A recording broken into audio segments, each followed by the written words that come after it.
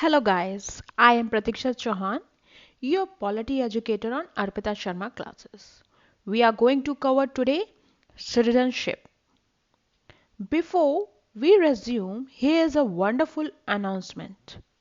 An Academy is launching the perfect study partner for your UPSC CSC journey, equipped with India's best educators, wherein new batches will be launched every Monday. How to get your subscription? Download the Unacademy Learning app, register or sign in on the app, select the goal as UPSC CSC GS, select plus and choose the duration which suits you best. Enter referral code Sharma20 to get 10% instant discount. Unacademy batches for Prelims Plus means for UPSC CSC 2021, 2022, 2023 starts on every Monday. Chance to stand out from the crowd with Unacademy live tests and quizzes, interactive classes, doubt learning sessions, structured courses, and PDFs. So, what you are waiting for? Get your Plus subscription now. Use code Sharma20, get 10% discount and gift yourself with the perfect study partner and preparing with the best. Hurry up, subscribe now. Let us begin the topic citizenship. हमारा constitution territory of Indian union and citizens पर apply होता है. तो अब जानते हैं इस topic के बारे में और भी चीजें. तो चलिए शुरू करते हैं इस टॉपिक को. जब इंडिया आज़ाद हुआ 15 अगस्त 1947 को, तब साथ में ही बंटवारा हो गया. इंडिया और पाकिस्तान दो देश बन गए. तो लार्ज स्केल पर लोगों ने पलायन शुरू कर दिया. कुछ इंडिया में रहे तो कुछ पाकिस्तान में.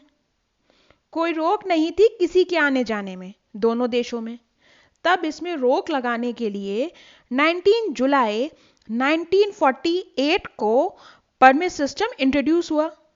लोगों को बॉर्डर पास करने के लिए अपनी गवर्नमेंट से परमिशन लेनी होती थी.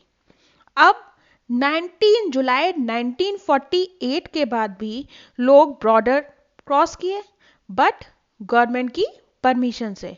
ये रूल पासपोर्ट एंड वीजा का ऑल्टरनेटिव था. एज टू न्यू कंट्रीज वो फॉर्म्ड, तो लोगों को परमिट सिस्टम के थ्रू कंट्रोल किया जाएगा. अब 1950 में मैंडेटरी हो गया कि पासपोर्ट और वीजा होना जरूरी है.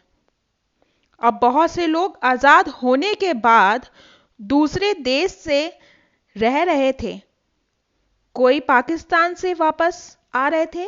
तो अब ये मुश्किल हो गया कि कौन इंडिया का नागरिक है और कौन नहीं. ये कॉन्स्टिट्यूशन बताता है कौन सिटीजन इंडिया का है और कौन नहीं. अब जो पार्ट 2 है वो सिटीजनशिप को डिफाइन करता है. इसमें टोटल 7 आर्टिकल्स हैं. Article 5, 6, 7, 8 and 9, 10, 11. अब आर्टिकल 5 से 8 26 जनवरी 1950 इस दिन कॉन्स्टिट्यूशन लागू हुआ. उस दिन किस आधार पर यह डिसाइड हुआ कि कौन सिटीजन है और कौन नहीं. अब है आर्टिकल 9. इसमें यह है कि अगर कोई सिटीजन दूसरे देश की नागरिकता एक्सेप्ट कर लेता है तो सीधे उसकी इंडियन सिटीजनशिप खत्म हो जाएगी. अब है आर्टिकल 10 से 11. इसमें यह है कि it give power to parliament to make rule for citizenship. आप समझते हैं आर्टिकल 5 से 8 किस पर अप्लाई होता है और इसकी कंडीशंस क्या हैं. अब हम बात करते हैं आर्टिकल 5 की. इसमें यह है कि अ person who had his domicile in India. मतलब डोमिसाइल का यहाँ क्या मतलब है. इसका मतलब ये है कि अगर कोई इंसान इंडिया में रह रहा है और इंडिया उसका परमानेंट घर है तो उसका डोमिसाइल इंडिया है. दूसरा, people who ever migrated of India before and after partition. मतलब वो लोग जो पार्टीशन होने के बाद भी इंडिया छोड़कर नहीं गए. अब इसकी कुछ कंडीशंस हैं, इसकी 3 कंडीशंस हैं और इनमें से किसी एक को फिल करना चाहिए। पहला, born in India, either of his parents was born in India. तीसरा, if he has been residing in India for 5 years immediately before the commencement of the constitution. So this is all about article 5. अब हम बात करते हैं article 6 की, जो ये कहता है a person who migrated to India from Pakistan, जो लोग इंडिया में पाकिस्तान से आए हों या एटलीस्ट उनकी 3 जनरेशन में से कोई जनरेशन इंडिया में बर्थ ली हो। Means there are some of the conditions also of article 6। if he or either of his parents or any of his grandparents was born in undivided India, मतलब इसमें यह है कि वो खुद या उसके पेरेंट्स या ग्रैंड पेरेंट्स पार्टीशन से पहले जन्म हुआ हो। अगर ये कंडीशन फुलफिल होती है और माइग्रेटेड पर्सन 19 जुलाई 1948 से पहले इंडिया में आया है और यहाँ पर आने के बाद से 26 जनवरी 1950 तक वो इंडिया में रह रहा था, तो ऐसे माइग्रेटेड लोग 26 जनवरी 1950 को इंडिया का नागरिक माना गया। इसके बाद जो लोग 19 जुलाई 1948 में इंडिया आए या माइग्रेटेड पर्सन या पेरेंट्स या ग्रैंड पेरेंट्स का बर्थ अनडिवाइडेड इंडिया में हुआ, ऐसे माइग्रेटेड लोगों को इंडिया में आकर एटलीस्ट 6 मंथ्स रहने के बाद अपने को रजिस्टर कराना इंपॉर्टेंट था एज अ सिटीजन। तो जिन लोगों ने ये किया तो उन्हें 26 जनवरी 1950 को सिटीजन ऑफ इंडिया माना गया। तो it is all about article 6। Let us discuss article 7, which says a person who migrated to Pakistan after 1st March 1947 but later returned to India, मतलब जो 1 मार्च 1947 के बाद इंडिया से पाकिस्तान चले गए पर 26 जनवरी 1950 के पहले इंडिया वापस आ गए। अब आर्टिकल 7 की कुछ कंडीशंस भी हैं। इसमें यह है इन लोगों को इतना ही करना था कि इंडिया में 6 मंथ्स रहने के बाद अपने को एज अ सिटीजन रजिस्टर करवाना था। तो ऐसे लोगों को 26 जन 1950 को इंडियन सिटीजनशिप मिल गई। अब क्वेश्चन अराइज होता है कि ये 1 मार्च 1947 ही डेट क्यों चूज की गई? क्योंकि it was the date when the disturbance started and a large number of people started to migrate. अब कौन सिटीजन है और कौन नहीं, यही जानने के लिए आर्टिकल 7 बनाया गया। अब हम बात करते हैं आर्टिकल 8 की, जो ये कहता है a person who is residing outside India, मतलब जो लोग दूसरे देश में रह रहे थे और उनकी 3 जनरेशन में से कोई जनरेशन पार्टीशन से पहले रही हो। Okay, so there are some conditions of article 8 as well. इसमें जो खुद या पेरेंट्स या ग्रैंड पेरेंट्स अनडिवाइडेड इंडिया में बर्थ लिए हों, जिनके लिए ये कंडीशन सेटिस्फाई होती है, वो जिस भी देश में रह रहे हों वो वहाँ के इंडिया डिप्लोमेटिक या कंसुलर रिप्रेजेंटेटिव के पास जाकर उन्हें अपने को as a Indian citizen register करवाना होगा। ऐसे लोगों को 26 जनवरी 1950 को इंडिया का सिटीजनशिप माना गया, मतलब इंडिया का सिटीजन माना गया। अब ये हमारे 4 आर्टिकल्स कवर हो गए, आर्टिकल 5 to 8। अब बात करते हैं आर्टिकल 9 की, which states a person shall lose Indian citizenship if he has voluntarily acquired the citizenship of any foreign state। मतलब इंडिया का सिटीजन अगर दूसरे देश की सिटीजनशिप ले लेता है तो ऐसे में इंडियन सिटीजनशिप ऑटोमेटिकली खत्म हो जाएगी। मतलब इंडिया में डुअल सिटीजनशिप का कॉन्सेप्ट है ही नहीं। अब आता है article 10, which states any citizen who acquired his citizenship on 26 Jan 1950 under Article 5, 6, 7 and 8 can also lose citizenship if Parliament passes a law which does not recognize him a citizen anymore. मतलब अगर article 10 ये कहता है, article 5 से 8 ये decide करेंगे 26 जैन 1950 को कौन इंडिया का सिटीजन है और कौन नहीं, और ये लोग जिन्हें इंडियन सिटीजनशिप मिली है हमेशा इंडिया के सिटीजन होंगे जब तक पार्लियामेंट ऐसा कोई लॉ ना बना ले जिससे इनकी सिटीजनशिप छीन ली जाए। अब आता है article 11, which states Parliament shall have power to make any provision on all matters related to citizenship, be it acquisition of citizenship or termination of citizenship. दूसरा, to provide the citizenship criteria for the people who migrated to India after 26 January 1950. Article 11 में कहा गया है कि constitution parliament को power देता है कि पार्लियामेंट सिटीजनशिप को एक्वायर या टर्मिनेशन ऑफ सिटीजनशिप से रिलेटेड न्यू लॉ बना सकते हैं। इसकी इंपॉर्टेंस इसलिए थी क्योंकि जो भी लोग 26 जैन 1950 के बाद इंडिया आए उन्हें सिटीजन माना जाए या नहीं, उसकी इंफॉर्मेशन आर्टिकल 5 to 8 से नहीं मिलती है, तो ये अथॉरिटी पार्लियामेंट को दी गई। इसलिए पार्लियामेंट ने सिटीजनशिप एक्ट 1955 पास किया। So this is all about article 9, 10 and 11.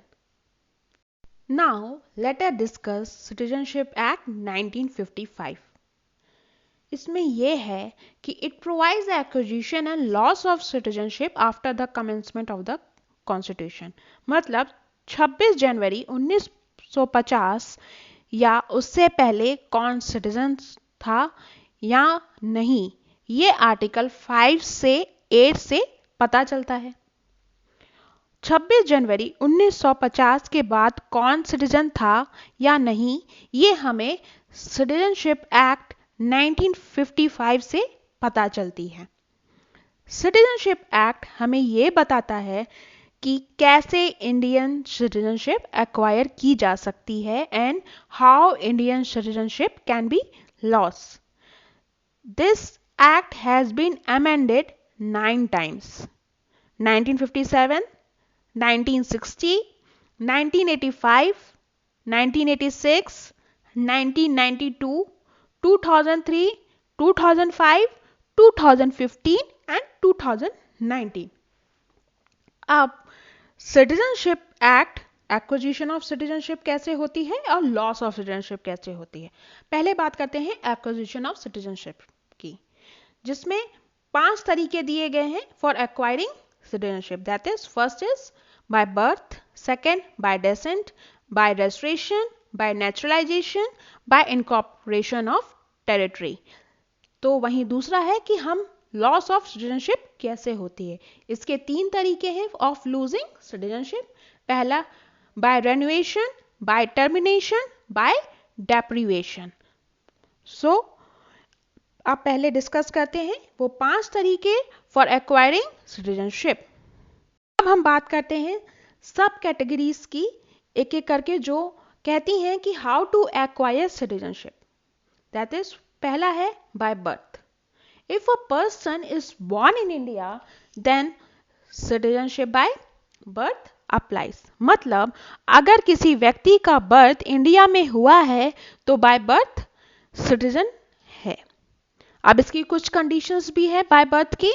पहला है a person born from 26 Jan 1950 to 1 July 1987, उसके लिए उसे सिटीजन ऑफ इंडिया होना होगा। दूसरा, nationality of parent doesn't matter.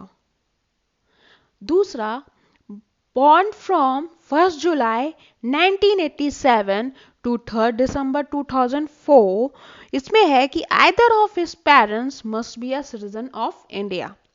तीसरा, born from 3rd December 2004 के बाद either of his parents must be a citizen of India and other should not be illegal migrant. मतलब इसमें एक पेरेंट्स इंडियन सिटीजन होना चाहिए और दूसरा इलीगल माइग्रेंट नहीं होना चाहिए. अब बाय बर्थ के कुछ एक्सेप्शंस भी हैं, जिसमें है children of foreign diplomats posted in India and children of enemy aliens cannot acquire Indian citizenship by birth. अब इसके कुछ एक्सेप्शन जो हैं उसमें ये है कि जैसे दूसरे देश के फॉरेन डिप्लोमेट्स अगर उनके बच्चे इंडिया में पैदा होते हैं तो उन्हें इंडियन सिटीजनशिप नहीं मिलेगी.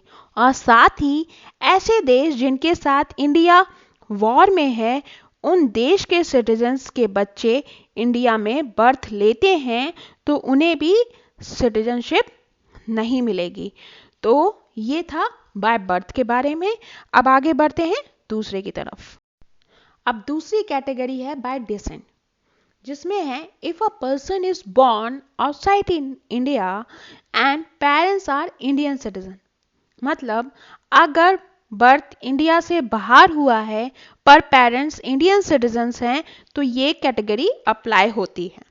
अब इसके भी कुछ कंडीशंस हैं.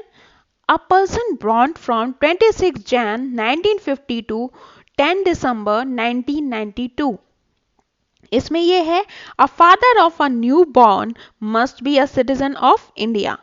मतलब उन बच्चों को इंडियन सिटीजन माना गया अगर उसके फादर इंडियन सिटीजन हैं.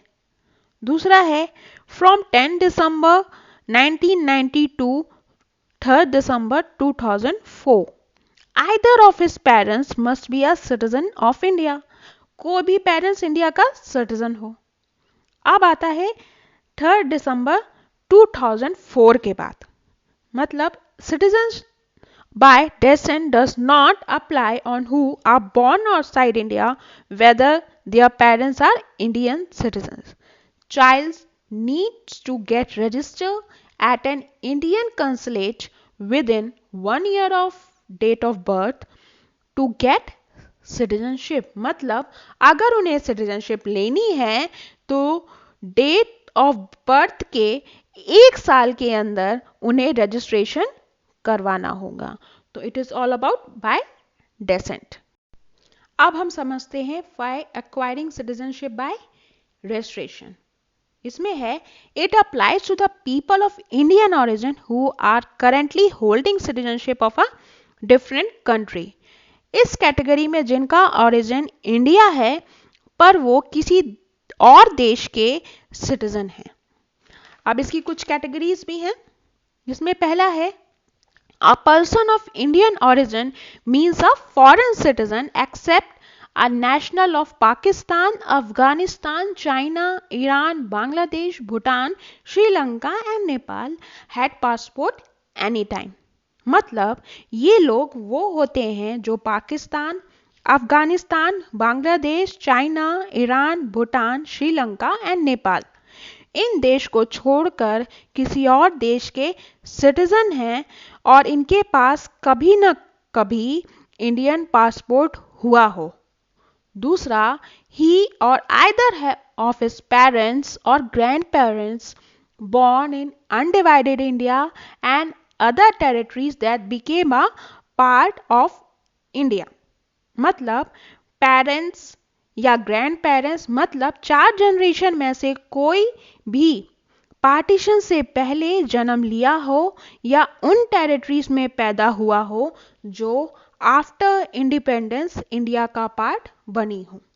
तीसरा आता है spouse of a citizen of India. मतलब अ पर्सन ऑफ ओरिजिन उन्हें भी कहते हैं जिन्होंने इंडियन सिटीजन से शादी कर ली हो. अब बाय रजिस्ट्रेशन के भी कुछ कंडीशंस हैं. पहला, Citizen of India can register their minor children born outside India by visiting Indian consulate, which means अगर बच्चे की इंडियन सिटीजनशिप चाहिए होगी तो बच्चे को कंसुलेट में जाकर रजिस्टर करवाना होगा. Second point is a person of full age and capacity whose parents are registered as citizen of India can acquire citizenship by registration. Which means अगर बच्चा आउटसाइड इंडिया बॉर्न हुआ है और 18 ईयर्स का हो चुका है तो क्या वो इंडियन सिटीजनशिप ले सकता है? तो हाँ, क्योंकि वो 18 ईयर्स का हो चुका है और पेरेंट्स भी इंडियन सिटीजन हैं तो वो अपने के एज अ सिटीजन रजिस्टर करवा सकता है. अगर कोई बाहर के देश की सिटीजनशिप ले ले और बाद में वो फिर से इंडियन सिटीजनशिप लेना चाहते हैं तो उसके लिए उन्हें सिटीजनशिप मिल सकती है अगर उनके पास overseas citizen of India card हो, मींस ओसीआई कार्ड हो. तीसरा पॉइंट कहता है a person of Indian origin who is ordinary resident in India for 7 years before making an application for registration. मतलब अगर ओसीआई कार्ड नहीं बनवाया है तो 7 ईयर्स इंडिया में रहें फिर सिटीजनशिप के लिए रजिस्टर करवाएं. और अगर 5 ईयर्स से ओसीआई कार्ड होल्डर हैं तो ये इंडिया में केवल 1 ईयर रहेंगे और उसके बाद इंडियन सिटीजन रजिस्टर करवा सकते हैं. अब आता है fifth point which says a person of full age and capacity who has been registered as an overseas citizen of India card holder for 5 years and who is ordinary resident in India for 12 months before making an application for registration. मतलब अगर कोई इंसान 18 years का हो चुका है और कोई भी पेरेंट्स इंडिया का सिटीजन था तो वो इंडिया में आकर 12 मंथ्स रहने के बाद इंडियन सिटीजन ले सकता है बाय रजिस्ट्रेशन. अब आता है sixth point which says a person who is married to a citizen of India and is ordinary resident in India for 7 years before making an application for registration. मतलब अगर कोई इंसान सिटीजन ऑफ इंडिया से शादी किया है तो वो 7 ईयर्स आकर रहे तो उसे इंडियन सिटीजनशिप मिल सकती है.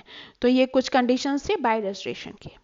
अब आता है acquiring citizenship bye naturalisation which says it applies to the foreign nationals who do not have Indian origin. मतलब ये कैटेगरी उन फॉरेन नेशनल्स के लिए है जो इंडियन ओरिजिन के नहीं हैं बट इंडियन सिटीजनशिप लेना चाहते हैं. यानी कोई भी फॉरेन नेशनल जो इंडियन ओरिजिन का है उसके लिए सिटीजनशिप बाय रजिस्ट्रेशन है और जो फॉरेन नेशनल इंडियन ओरिजिन के नहीं हैं उन्हें बाय नेचुरलाइजेशन सिटीजनशिप मिलती है. अब इसके भी कुछ कंडीशंस हैं. इस कैटेगरी में जो अप्लाई करता है उसका 15 ईयर्स का रिकॉर्ड देखा जाता है and mostly of 15th year जिस ईयर के लिए ही अप्लाइज फॉर नेचुरलाइजेशन. इसमें पहला कंडीशन है he must have resided in India throughout the period of 12 months immediately preceding the date of application. मतलब एप्लीकेशन के डेट के 12 मंथ्स एप्लीकेंट इंडिया में रह रहा हो. दूसरा, during 14 years immediately preceding the said period of 12 months he has residing in India for period amounting in aggregate to not less than 11 years. मतलब अगर उसके पहले के 14 ईयर्स में एप्लीकेंट टोटल 11 ईयर्स इंडिया में रहा हो तो इस तरह देखा जाए तो 12 month is important to reside in India. Third is he must have adequate knowledge of a language specified in the age schedule to the constitution. Means Indians की एज शेड्यूल में 22 लैंग्वेजेस हैं, उनमें से एक लैंग्वेज की knowledge होनी चाहिए. Fourth point is he must be a person of good character, that means इंसान को अच्छे करेक्टर का होना चाहिए. Fifth point is in the event of certificate of naturalization being to him, he intends to reside in India. अब ये भी देखा जाएगा कि सिटीजनशिप मिलने के बाद क्या वो इंडिया में और रहना चाहता है या उसके बाद उसका काम खत्म हो रहा है और वो इंडिया से बाहर जा रहा है. अब इतना करने के बाद भी अप्लीकेंट की नेचुरलाइजेशन की एप्लीकेशन रिजेक्ट हो जाए. अब बात करते हैं बाय नेचुरलाइजेशन के कुछ एक्सेप्शंस की. पहला, if he is a citizen of a country where Indian citizens are prevented from becoming citizens of that country by naturalization. मतलब इंडिया उन देश के सिटीजन को सिटीजनशिप देता है जो इंडिया के सिटीजन को भी बाय नेचुरलाइजेशन सिटीजनशिप देते हैं. एज इंडिया में सिंगल सिटीजनशिप का कॉन्सेप्ट है, इसलिए जैसे उन्हें इंडियन सिटीजनशिप मिलेगी तो उन्हें अपने ओरिजिनल देश की सिटीजनशिप छोड़नी पड़ेगी. दूसरा है, he needs to renounce the citizenship of his country in the event his application for Indian citizenship being accepted. तीसरा, government of India may waive all or any of the above condition for naturalization in the case of a person who rendered distinguished services to the science, philosophy, art, literature, world peace and human progress. Naturalisation की इतनी सारी conditions देखी, पर इसमें कोई ऐसा rule नहीं है जो हार्ड एंड कोर हो. कुछ स्पेशल केसेस में गवर्नमेंट इसको रिलैक्स कर सकती है. सिटीजनशिप की आखिरी कैटेगरी है बाय इनकॉर्पोरेशन ऑफ टेरिटरी. मतलब it applies to the people of foreign territory which becomes a part of India. इसमें अगर इंडिया कोई टेरिटरी एक्वायर करता है तो उस टेरिटरी के रेसिडेंट इनकॉर्पोरेशन ऑफ टेरिटरी वाली कैटेगरी से सिटीजनशिप ले सकते हैं. अब इसकी कुछ कंडीशंस हैं. Government of India specifies the person who among the people of the territory shall be the citizenship of India. Okay, this is all about the incorporation of territory. Now we should discuss something about Citizenship Act 2019. Citizenship Act 2019 is linked with Citizenship Act 2003 amendment, which states 2019 amendment linked है citizenship act 2003 के amendment से.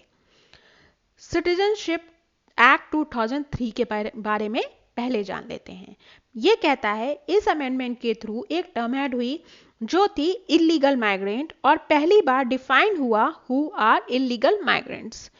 Illegal migrants उन लोगों को बताया गया जो लोग बिना ट्रैवल डॉक्यूमेंट के इंडिया में एंटर कर लेते हैं.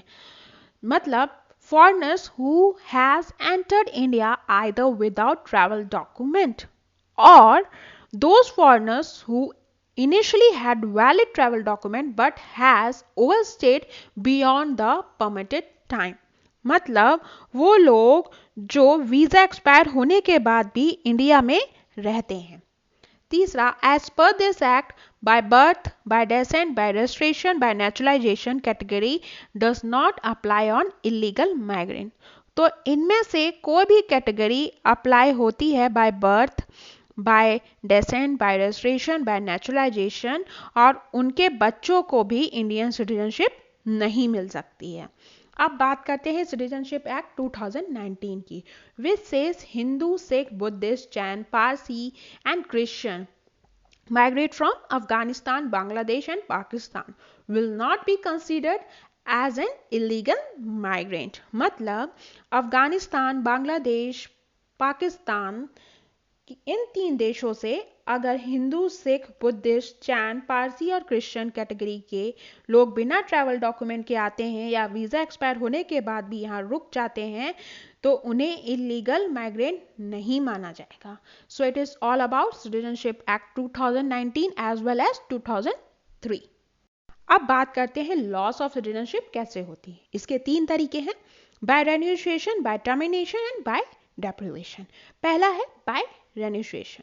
इसमें है any citizen of India of full age and capacity can renounce his Indian citizenship by making a declaration to Government of India.